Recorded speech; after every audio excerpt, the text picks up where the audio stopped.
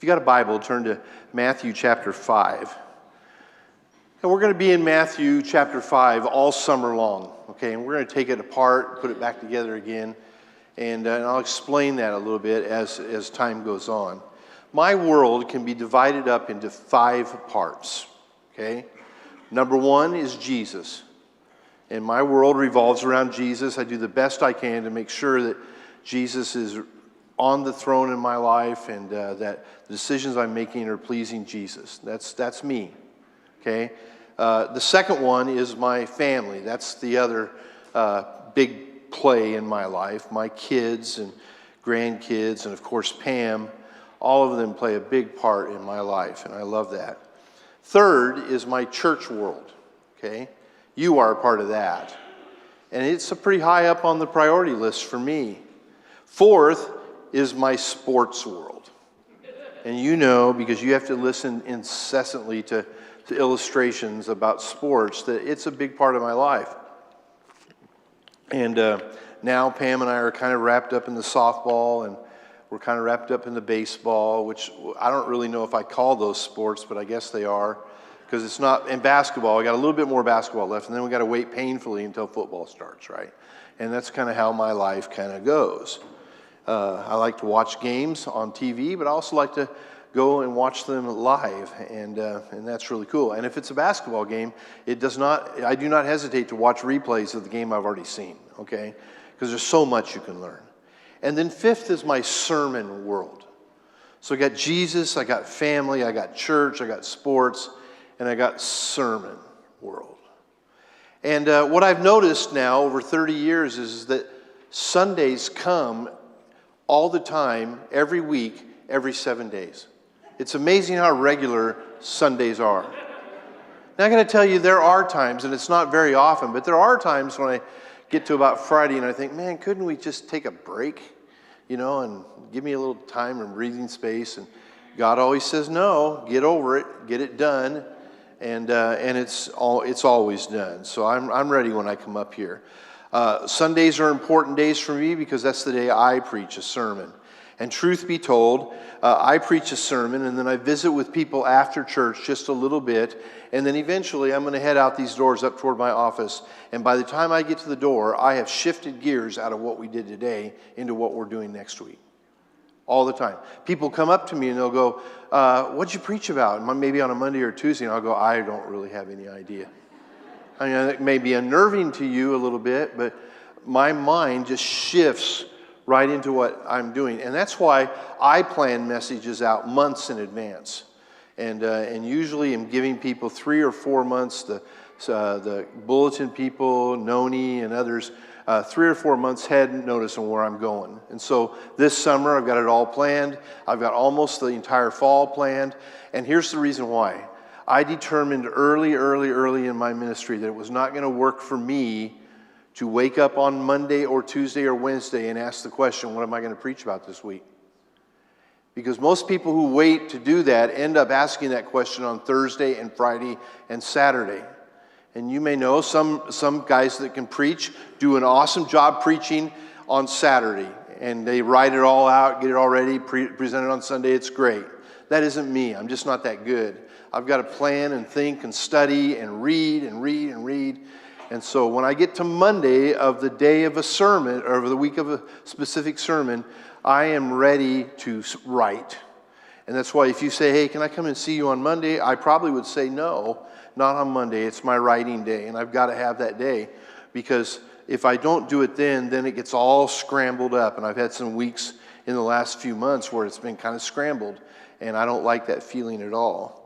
But one of the things that I do is I sometimes, I don't know if you would know this or not, but I am always kind of scared when I get up here. My stomach churns every week when I get up here. And one of the ways that I combat that fear, and it's really a fear of not doing well or failing God in some way or something like that. One of the ways that I combat that fear is with planning. And that helps me, okay, to get where I need to get. I listen to a lot of sermons, and they feed my soul. And they also fill my well with lots of knowledge and illustrations and ideas. So because I listen to a lot of sermons, I have some favorite preachers, and I listen to those guys. I have some guys that I force myself to listen to because they're terrible. And I really do. There's a couple that just are bad, and maybe that's my judgment. God can use any sermon, but I use that kind of thing as motivation about how would I preach and what would I do. So I like sermons. The greatest sermon ever in the history of mankind is Matthew 5, 6, and 7. It's called the Sermon on the Mount. And guess who the preacher was? It wasn't me. It wasn't a guy who couldn't preach. It was a guy who didn't go to school to learn how to preach. It was just Jesus. And it's such an awesome, awesome sermon. And every time I read this sermon and study it, I'm amazed at how specific he is, how on point he is, and how countercultural and radical he is to everybody in that day. So what makes up Matthew 5, 6, and 7 is what we call the Sermon on the Mount. And that's okay. I think that's a nod to the location there and how we see it, because Jesus got into the northern part of the Sea of Galilee. So if you had Tiberias here, you had the Sea of Galilee here. It was over here is where Capernaum was. And just outside Capernaum is where all the disciples and many people following Jesus, we'll read about this in just a second, they all end up being there. And so there's this big mountain here. The Sea of Galilee is down in a bowl, and there are mountains almost all the way around. And there was this place where Jesus could go up, according to Matthew chapter 5, verse 1, up on a mountainside and begin to teach. And he didn't need a speaker, he didn't need a microphone or anything, because the acoustics were so amazing in that area that he could stand on top or he could stand on bottom. I envision him standing close to the sea and talking up like this and making great impact with his voice, even though he didn't have all this sound stuff. But while we call Matthew 5, 6, and 7 Sermon on the Mount, I really think it would be better if it was called Sermon on the Gospel. Sermon on the Gospel. Because this one sermon, 3 chapters long, is the best delineation of what the gospel looks like anywhere in all of Scripture.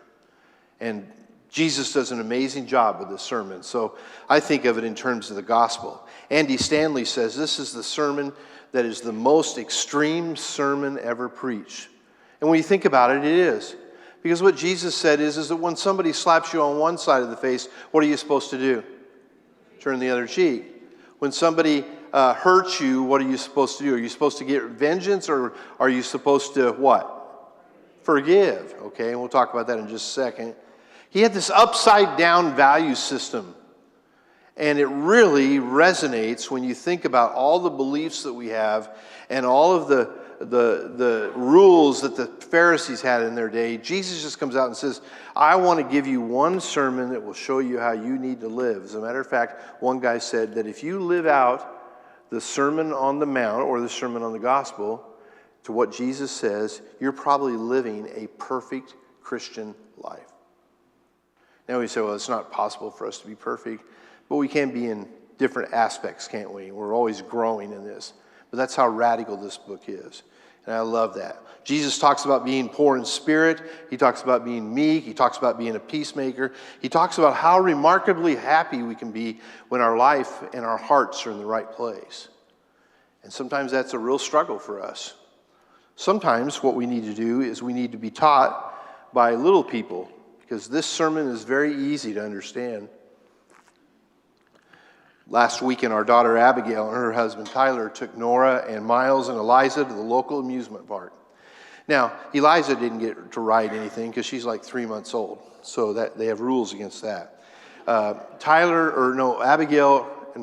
Nora got to ride some, and even Miles got to ride a little bit.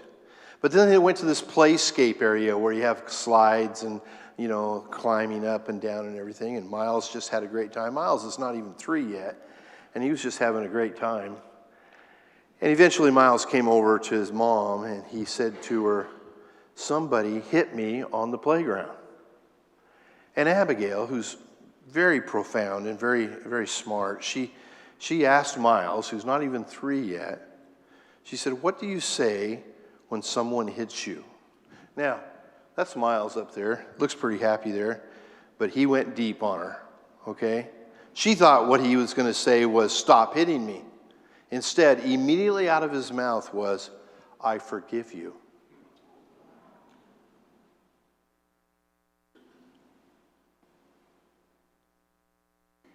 That is a gospel-loving moment right there. And it's a response that would have been worthy of the Sermon on the Mount or the Sermon on the Gospel from a 2-year-old. And that's what I love about this, is that anybody can understand this. Anybody can. You don't need to be lost. You won't be overwhelmed at all in what we're going to do this summer. But that's what this sermon does. This sermon creates a path in which we can say that this sermon is the best news ever. Ever. And that's the gospel. It's the sermon of all sermons. And Jesus preaches it with great heart and passion.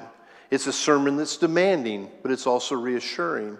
It brings a great amount of challenges to all of us, and yet it also brings an equal amount of comfort, which is what we need in our life.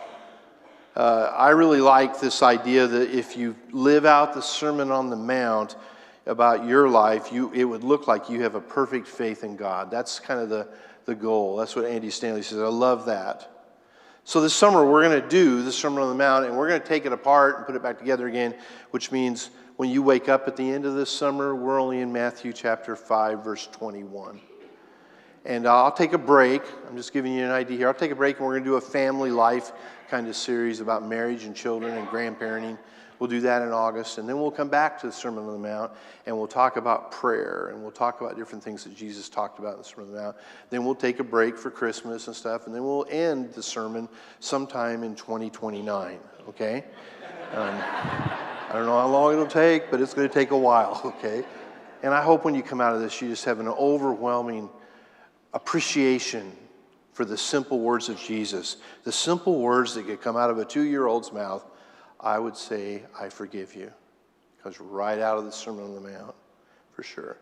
So, context is important here. And I want to talk to you just a little bit in Matthew chapter 5, right at the beginning here. To understand the sermon, you've got to understand the context. It's early in Jesus' ministry, but make no mistake about it, he was already well known in Israel.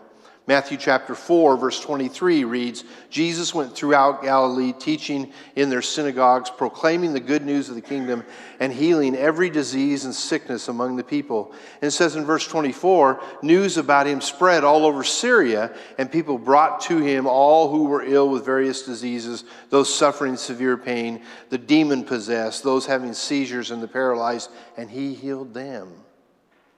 And then it says in verse 25, large crowds from Galilee and the Decapolis, Jerusalem, Judea, and the region across the Jordan followed him. So Jesus had people coming from everywhere to hear him teach. Let's just stop there for a second. What a remarkable standard is being put out here by Jesus. He did not have social media.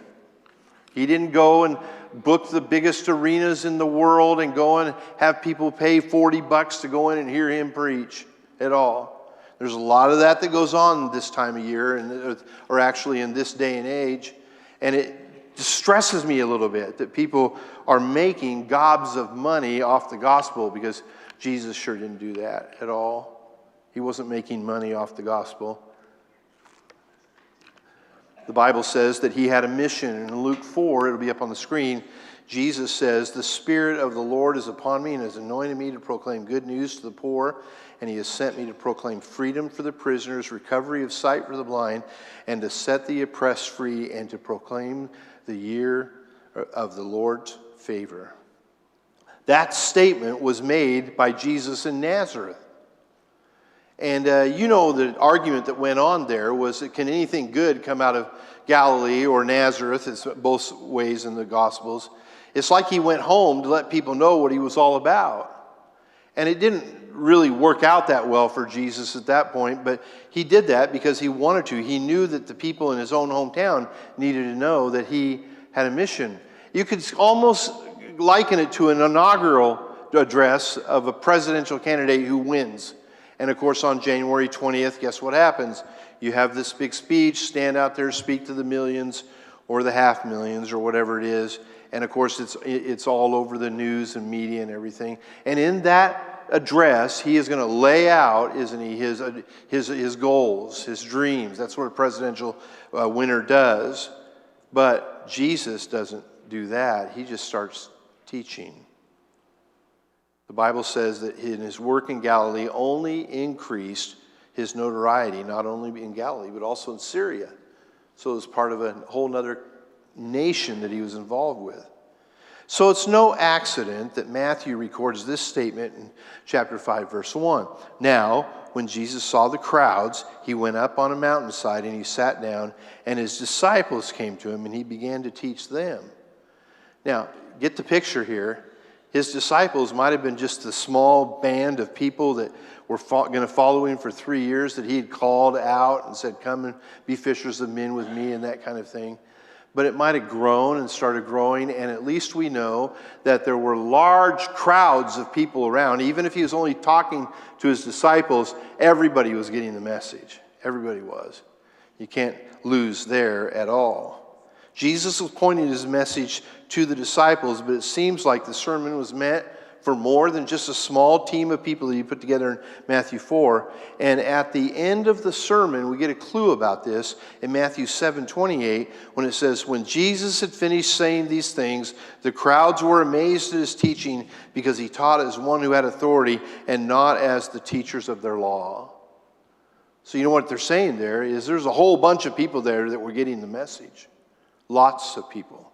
Why was this message affecting so many different people? Well, it's not just about the disciples, but it's also about the crowd that heard this sermon. And they saw the power of his ministry and his miracles, and especially his speech.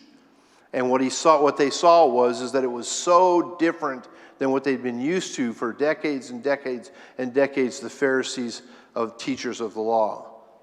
And we really see the clue here into how this comes off with Jesus. When you read in Matthew 5:1, he went up on a mountainside and sat down with his disciples coming to him.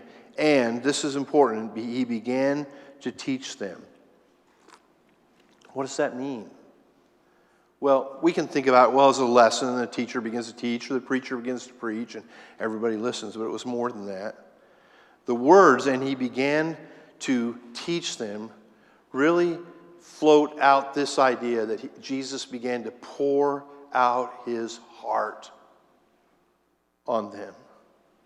Began to pour out his heart on them. Literally, that's what Matthew is saying there, that Jesus was pouring out his heart, and that means that there was a combination of knowledge, but also emotion that comes from knowing what his words would mean to all the people of all walks of life. And here's the word I want you to remember when we're studying in Matthew 5, 6, and 7. I want you to remember this about Jesus. He was authentic. He was the real deal. And we know that's true because of what the end of the sermon says when they say, he taught with such authority, not like the teachers of the law had at all. Jesus was the real deal. And he was authentic in every way. And it comes out over and over in his teaching here in Matthew 5, 6, and 7. The teachers of the law and the Pharisees could rattle off rule after rule, but they could not share their heart with people because they had no heart at all. All they had was this list of rules, and that's how they controlled people for sure.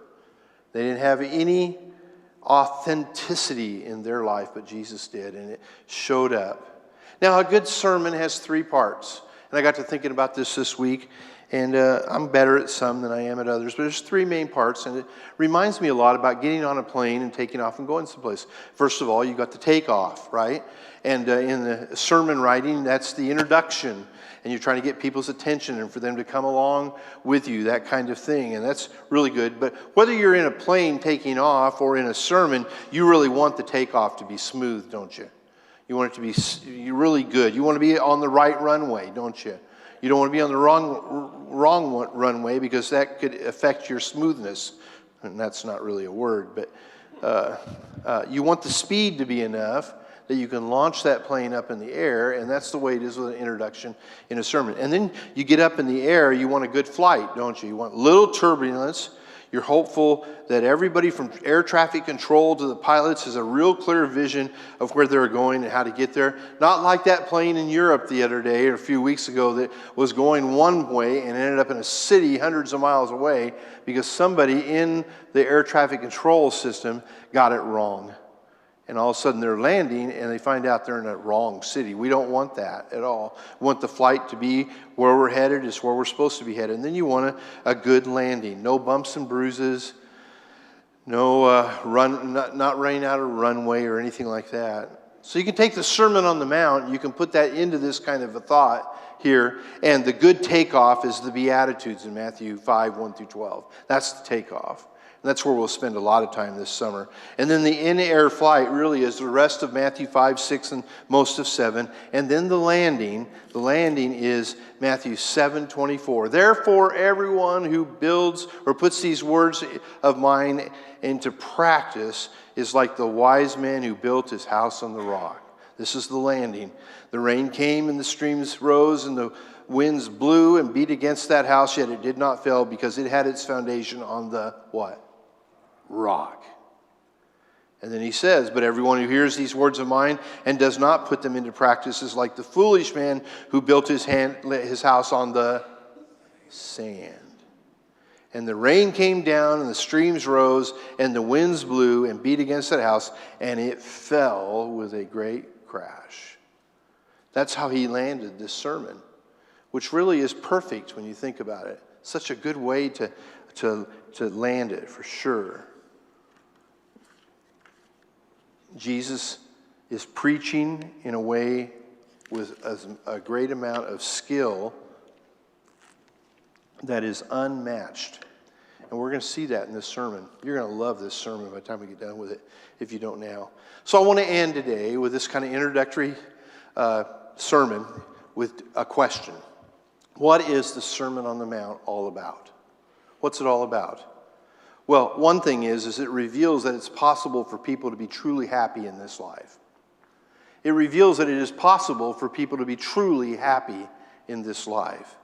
The word blessed in the Beatitudes, and we'll carve this out more as we go on, comes from a Greek word, markios, which means to be contented, fulfilled, satisfied, and complete. That's what blessed means there. And it's more than just a surface happiness that is dependent on circumstances and others. This word is much richer than that. And I want to really call your attention just to stop for a second and think about how much of our happiness is wrapped up in the circumstances of our life. We hope that so-and-so likes us. We hope that our boss likes us. We hope that we don't end up with a bust in the oil business and it ends up going down and we lose our jobs. We hope all those things want to happen. And when they do happen, we often pout and we often cry and we often say, I'm not happy right now. But you know what? The true gospel-loving person who lives out his life is a person who is not dependent upon the circumstances in their life. Now, I'm going to go rogue here for just a second. I'm going to bounce off. I won't be long, but I want you just to hear me on this. Yesterday marked the 1-year anniversary of Jody falling outside a Subway sandwich place, flat on her face. Now, I will say that Jody is older than I am. Okay, that's all I'll say right now. And when we found out all about that and saw her later and everything, and she was bruised and battered and all kinds of stuff, ended up in the hospital for a long time, had major neck surgeries and all of that. But every time I saw Jody, every single time, what I got out of that was joy. That is what reflects a woman that is truly blessed. And she shows it in how she lives. And many of the rest of you do that too in the circumstances of your life. And you amaze me with that. But there are sometimes when I get wrapped up in circumstances of my life, and all I want to do is whine and cry and look bad. You know, if I don't feel good, then I really know how to turn that on at home. And you know, Pam will scratch her head, you know, and go, you're crazy. But, you know, markios speaks of an inner satisfaction that does not depend on outward circumstances. So what Jesus was saying in his takeoff in Matthew chapter 5 was that you do not have to worry about your circumstances, that it is possible for you to have a complete kind of joy that one thing or no circumstances that you have can ever take away from you. It's going to come from God. And Christians have that resource in their life. There is a way to live a joyful life no matter what their circumstances are. And many of you teach me about that in my life as well. Markios also suggests that we are living a life which will give us divine approval by God. In other words, when we strive to live upside down, as this series is called, when we strive to live upside down and live according to the values of God and not our own values, we gain the applause of God in our life. One man wrote, God applauds the poor in spirit, and he cheers for the mourners, and he favors the meek. He smiles on those who hunger for righteousness. He honors the merciful. He welcomes the pure in heart. He claps for the peacemakers, and he rises to greet the persecuted. It comes from Max Lucado in one of his books. And so I just want to live a life, and maybe you would join me in this. I just want to live a life that God can applaud. I mean, wouldn't it be so cool that when you come into the presence of Jesus and God, that God actually stands up and says, way to go, way to go. Now, we may be too refined for that, and we may not think that's what's going to happen in heaven, but I think somewhere God is going to praise his people who live for him. And that's going to be awesome. Secondly, it reveals that many of us are looking for happiness in the wrong places. That's what this sermon does. When people heard these words and when we read them, we have to understand that they are applied to portions of our life that we would never elevate to important values. And that's what makes this about upside down living.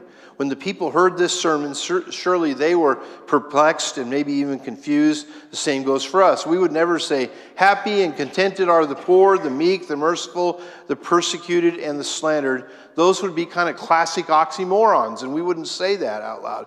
But Jesus upsets the apple cart, so to speak. He has things switched here, and I want you to get this statement. This is an important statement here. He values what we avoid and avoids what we tend to value. Did you hear that? Jesus values what we avoid and avoids what we tend to value. Jesus doesn't talk a ton about riches and how to handle your portfolios and all that stuff. He just says be generous. And sometimes we like that and sometimes we don't. If I were writing this sermon, I think I'd switch it up. I honestly think my takeoff for this sermon might look the opposite of Jesus' takeoff. Which would you rather have? Well, we could say Jesus because we know that what he says is done with authority and not like the teachers of the law. But the bottom line is I'm not sure I would start a sermon out like this. But he does. The people who scorn the things of this world and work for things of the next world are indeed the most happy and joyful people there are. And I hope you let those words resonate in your heart. All of this is embodied in the operative words that Jesus used in Luke 4. He says, they are good news. That's the gospel, is good news. So listen to me, church, for just a second. What we do when we open up the gospel is we dive into the good news. And the good news is the gospel that there is a different kingdom to live for while we're here on earth. And that is the news that Jesus comes to bring, that there's also a better way to live than the way everybody's telling you how to live. There's a better way to connect to God. It's through the upside down living that Jesus propagates in his message. And he looks backward most of the time, but that's because he is the answer and the bringer of the good news. It's different and it's radical, but in this message, Jesus sets the tone for the rest of his ministry here on earth. And so when you get right down to it, you have a choice. You can choose the way of this world and try to create and manufacture happiness, or you can choose the message of Jesus. You get to choose that. You get to choose the message of Jesus who said, I have come to set people free. I have come to heal the sick. I have come to bring good news in the gospel to everyone, and that is what will provide you with real happiness. And with this, we are now lined up on the tarmac, ready to take a trip. And we'll start with the Beatitudes next week. Why don't you stand if you would, please?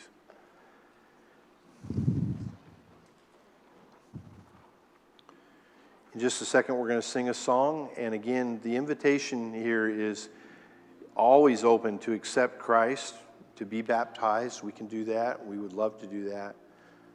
But also, we allow for people to come forward. I can pray with them. Other leaders can pray with them. And if something's spoken to you today, I encourage you to do that. Let's bow our heads.